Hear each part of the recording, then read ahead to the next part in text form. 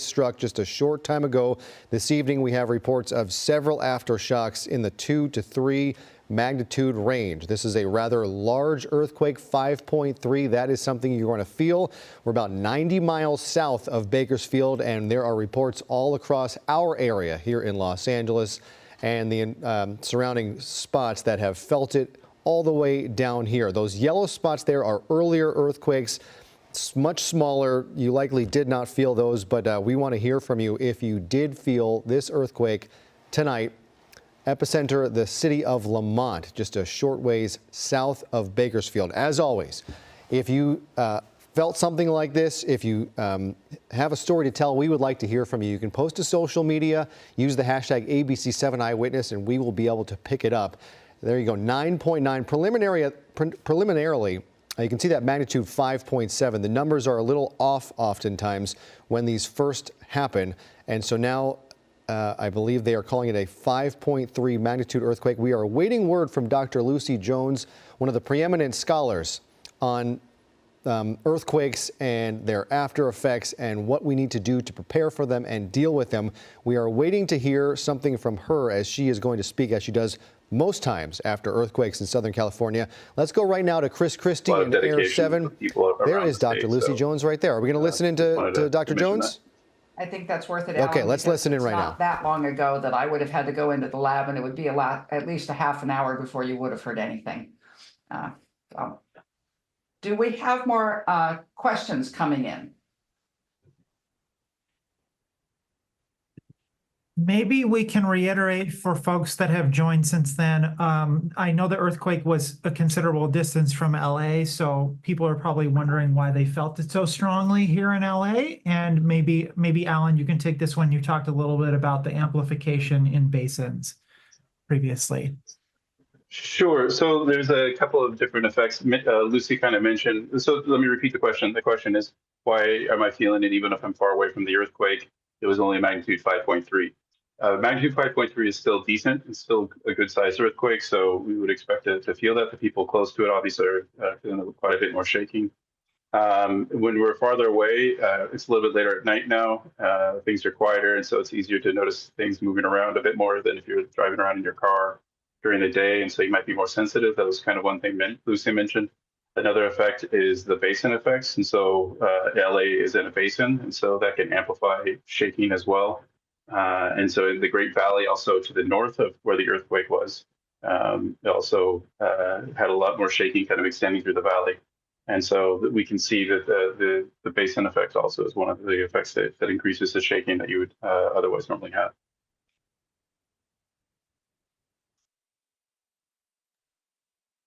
Thank you, Alan. Do any of our other attendees have any questions for our seismologists? I see a number of folks here from the media. If any of you have questions, please ask them in the Q&A function and we will answer them. The other thing I would just point out is the USGS has a lot of nice tools for people who want more information. They can go and look at to see like what I'm talking about, the effects of the shaking. There's these shake maps that you can see. Another thing that is really nice is that the Did You Feel It? So people can click on it and say what they felt exactly, and then that will go to the information actually that is added to those products. And you can see what other people felt as well on those tools. So there's a number of tools there for this earthquake, or for all earthquakes actually. And I realized I just now figured out how to set up the Zoom tool so that you can see me and Alan as we respond to these questions. Okay, asking for a review of the earthquake history of this region. The most famous earthquake in this region was the Kern County earthquake in July of 1952. It was also sometimes called the Tehachapi earthquake. It was led to a lot of changes in our earthquake policy because it did so much damage. It did quite a bit of damage in Los Angeles, even though it was up there. It had a very large aftershock that killed 2 people in Bakersfield. So I think its largest aftershock was like 6.7 or something around that. Before that earthquake had happened, it was really quite a quiet region. We saw continuing activity in the region for decades. In the 1980s, we were still seeing a rate of earthquakes above what it had been before the first earthquake had happened. And that's our definition of aftershocks. So those aftershocks continued for 40 years. That earthquake was on the White Wolf Fault, but our preliminary results here suggest that this is not on the White Wolf Fault. And in fact, the automatic analysis says it's most probably on a fault that we don't have in our database. So we can't say this particular one. We can't say it's very near the White Wolf Fault. Now, the White Wolf Fault was only recognized because of the 52 earthquake. It broke through to the surface. A bigger earthquake happens over a larger fault surface. So the bigger the earthquake is, the more likely it is that you can actually see the fault that'll break all the way up to the surface. This earthquake is small enough that it's unlikely that it's producing any sort of surface rupture, and therefore we may never know exactly which fault it was on. Yes, how many unknown faults are there? I have a question of, is it common to have quakes that are not on a known fault? Northridge was not on a known fault, I would point out. And in fact, the smaller the earthquake is, the more likely it is it's not a major fault. I mean, we have lots of tiny little secondary features that haven't been, that aren't named, and they'll have little earthquakes on them. When we see like a magnitude 3 near the San Andreas Fault, it's not on the San Andreas, it's on some secondary feature. So most small earthquakes at this point are actually not on our big named faults. The transition to where you think it's much more likely to be on a named fault is around magnitude 5.5 to 6. Plenty of 5s are on faults that we don't know. So this is not that unusual to see something like this. And as I said, because it's 11 kilometers deep and it's only a magnitude 5.3, a 5.3 is going to be a fault that's maybe a few kilometers across. And if it starts at 11 kilometers below the surface of the Earth, it'll only get up to 5 or 6 kilometers below the surface, and therefore we will never see something there. I know we often talk about faults and the bigger earthquakes, it's really significant. The one thing I would say is when you think about, oh, what does it mean for the rest of us? That doesn't change depending on what the fault is. All of Southern California has lots of active faults, and being on one particular fault doesn't say it's more likely to be setting off an earthquake on some other feature. I don't know how much more you want to add to that, Alan. The only thing I was going to add is we oftentimes get questions about why there's difference in the magnitude before we kind of settle on the final magnitude. Shake Alert, the early warning system, especially uses very little data. In order to get the warning out, because we don't know when an earthquake is starting, if it's going to grow to a very large size earthquake. And so we try to get that warning out as quickly as possible to to people. And then as the earthquake grows, there can be updates. But to get that initial that warning out, it's only a few seconds of data. And so with only just a few seconds of data, you're trying to, our automatic systems are trying to determine if that is going to grow into something bigger or get out that information as quickly as possible. And so it might not have all the full information that we have once all the stations have detected. And so with just 4 stations, we start to, seismic stations, I should say, that only detection at 4 locations, we start to put out those alerts. And so as the earthquake grows and as the seismic waves go out to more seismic stations, then we can get a better estimation of actually what the real magnitude is. So those early estimations are good. They're still within, that it was, I saw a 5.7 came out on my phone. And then we settled on now 5.3 looks like is the final. But that was actually after a human came and reviewed it. And so that takes, a few more steps to get to that. But it's still, we weren't too far off with our automatic system. So it's really great that we get that initial value out there. But then it takes time to get the full data set to going across the wave field across the entire state into all of our stations. And then we can go back and look at it and say, okay, this is what really happened. But it takes a little bit more time to get to the full number. And so those initial values that come out might be slightly different, but it's still not bad. We're still, within 0.5 magnitude of what the actual value was. So we're happy with that.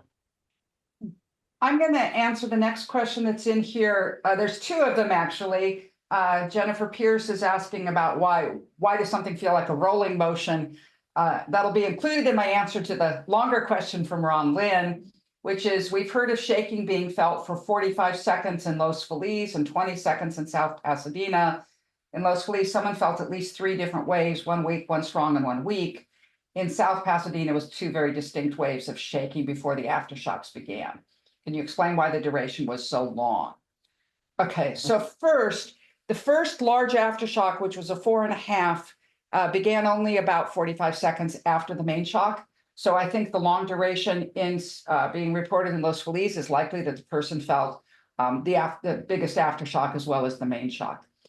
In terms of general duration, right? So I'll put this, the earthquake happens on a fault.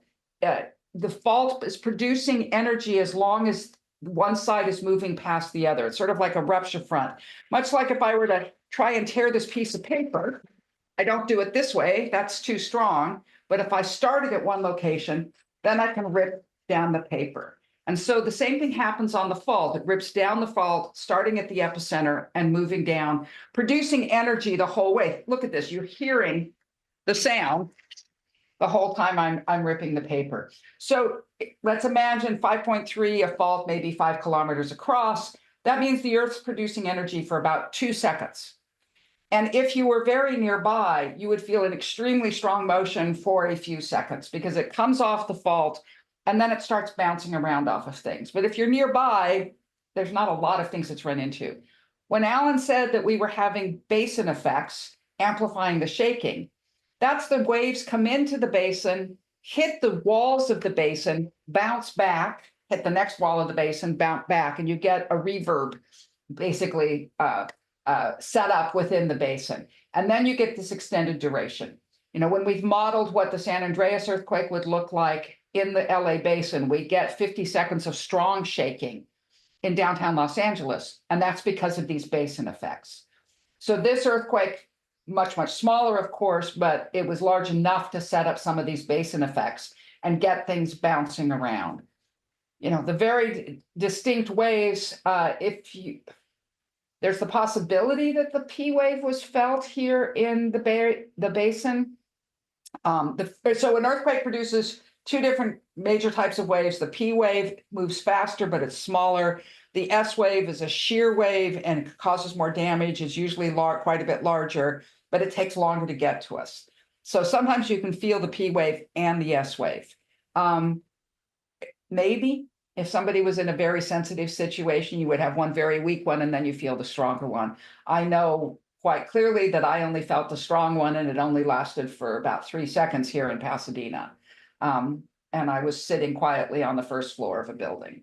So that where you're sitting, you know, if you're in a building, the building might amplify what's going on. What somebody perceives at any location is very variable depending on all sorts of situations of what soils, what rocks the waves went through, and whether you're sitting still, whether you're moving around, all of those are going to affect it by quite a bit.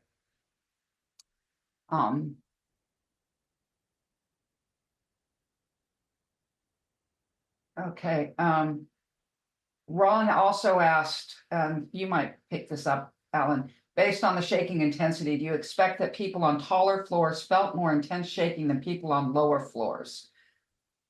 Yes, right. You almost always, the building itself moves, so you feel it stronger if you're on an upper floor. Also, you've worked a lot on urging cities to get vulnerable buildings to be retrofitted. Where do you think we are on that? And has progress on retrofits been hindered by the pandemic? It's my standard answer is we're a lot better off than we used to be and not nearly as far along as we could be. I believe in the city of Los Angeles, they've gotten a long ways on the soft first story retrofits. I don't think it's complete yet, but they're pretty far along. It is supposed to be completed by now because that was a 7-year time frame, but they are now going and catching the people who didn't do it. In terms and the non-ductile concrete retrofits, of course, people had 25 years to get those accomplished. It's now 9 years into the process.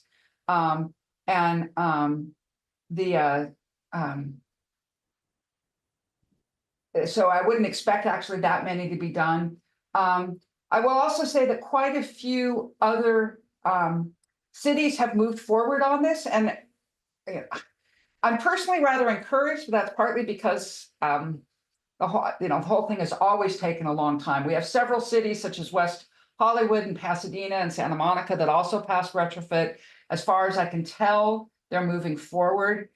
Torrance just passed something last year on soft first story. Burbank's moving forward, and there's also Long Beach and Malibu are also trying to do stuff as well. So I don't feel like it's really come to a screeching halt. It's taking the time that government takes, and every earthquake we have will probably remind people why they want to keep on doing this.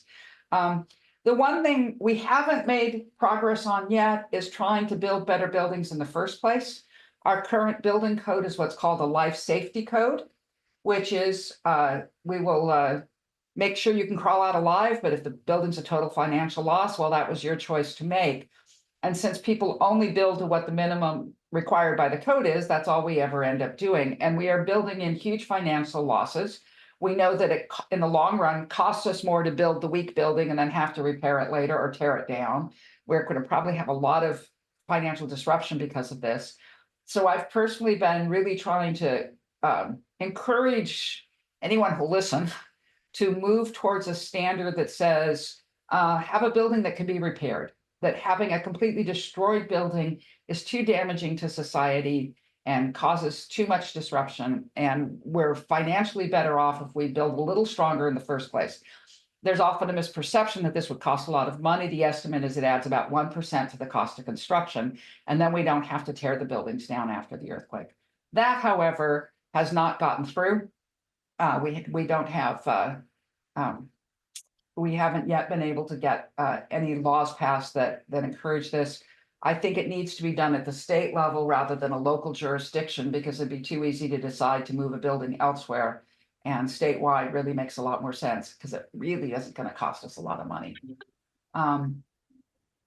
Thank you, Lucy. We've had Fox 11 join since the last update, so I'm wondering if you can provide an overview of the earthquake again for them. Or Alan, whoever prefers. Sure, I can do that again. So we had a magnitude 5.3 earthquake that was just 23 kilometers southwest of Lamont, California, which is at the southern end of the Great Valley, just a little ways north of Los Angeles. So it was right near the Grapevine. It has produced now, I see 31 aftershocks, with the largest two just being over magnitude 4. There was a magnitude 4.5 and a magnitude 4.1. The magnitude 4.5 came just less than a minute after the main shock. So it came in quick succession there, the first aftershock. And so it's been a healthy aftershock sequence, although it's already dying down. The last few earthquakes are really small. Now they're getting down to magnitude 2s and lower than magnitude 2, to the point where most people are probably not even feeling them. Let's see, there's a question about the My Shake. It said a lot of people got the shake alert. A lot of people are getting the alerts for it. And can you explain why? The shake alert system specifically alerts when the magnitude is high enough. That's one factor, and the other is if is expecting shaking is high enough, and so it's above a certain intensity, and that's if it's above intensity 3. A while ago, that intensity level was actually higher, but then after the Ridgecrest earthquake, many people complained that it was actually too high, and they wanted to get the alerts, and so it was lowered at that point. But now, so that's the current level where the shaking's at. But this magnitude 5.1 was high enough to get above the threshold for the magnitude. And then if people are within a certain area where the intensity is correct, above that level of intensity, then they'll go ahead and get that alert also. So a large region actually felt that shaking. And so a large region got it was expected to feel the shaking. So they got the alert for that expected intensity. I'll add an update too. Just as we said at the beginning, like every earthquake in Southern California, there's about a 5% chance that this earthquake could be followed by something larger. and in the same location. You don't see a foreshock isn't something that's, over there and then set off an earthquake down in LA. It would be a further earthquake would be in the same location. And that's, of course, a 95% chance that it won't be followed by something larger. We are seeing, as Alan said, a substantial aftershock sequence with us, and we would expect that to continue. The number dives off very rapidly with time, but actually the relative number of large to small stays the same. So we're seeing now lots of small earthquakes. Having another 3, another 4 during the night would not be surprising at all. Almost certainly to have 3s, easily could have more 4s. I think that's the most important thing to get in here. We did say this does not appear to be associated with a fault in our database. Having it on not previously mapped fault is relatively common. Northridge is our most obvious example of that happening.